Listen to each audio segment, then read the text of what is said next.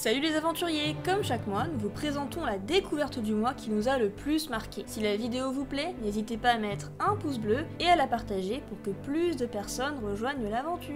La découverte que nous allons vous présenter a déjà fait plusieurs fois le tour du monde et mis l'eau à la bouche de tous les passionnés d'Égypte ancienne. Il s'agit de la découverte de la tombe d'une dame nommée Hetpet dans la nécropole de Giza, à 2 pas de la ville du Caire. Une équipe d'archéologues égyptiens menée par Mostafa Ouaziri, secrétaire général du Conseil suprême des antiquités d'Égypte, ont effectivement mené des fouilles courant octobre 2017 et excavé la sépulture de Hetpet. La découverte a été rendue publique en ce début d'année par le ministre égyptien des Antiquités, Khaled El Hanani. Et sais-tu pourquoi on a décidé de fouiller cette zone précise? En fait, son nom n'était pas inconnu chez les égyptologues.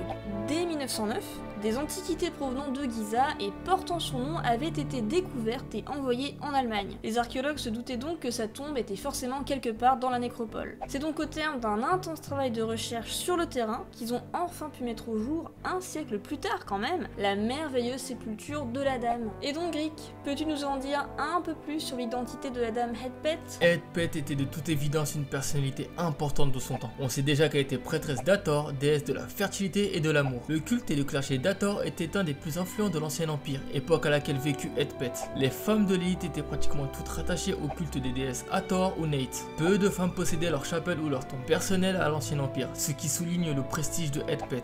Hetpet était donc un grand personnage de la 5e dynastie. Pour en savoir plus sur cette période, nous vous invitons donc à découvrir notre vidéo sur la chronologie égyptienne, que vous pouvez retrouver juste là. À ce stade, le ministère des Antiquités a permis de faire connaître au public les remarquables fresques qui ornent la tombe de la prêtresse. On est saisi par la qualité encore largement préservée des couleurs. Les scènes que l'on voit font partie du répertoire iconographique classique de l'ancien empire. La défunte est présentée chassant, recevant des offrandes, et les parois sont également décorées de scènes de danse, de musique et de la vie quotidienne. Les animaux sont présents, notamment des singes, dont un est peint dansant devant un orchestre. Le programme iconographique est donc à la fois très classique, mais aussi remarquablement singulier, à l'image de la majorité des tombes de femmes de l'époque. Les fouilles se poursuivent, et les prochains résultats des analyses de la tombe devraient nous en dire un peu plus sur la dame Hetpet. Cette découverte nous rappelle encore une fois qu'il y a toujours et qu'il y aura toujours quelque chose à découvrir en Égypte. C'est tout ce qu'on peut vous dire à l'heure actuelle sur cette incroyable découverte.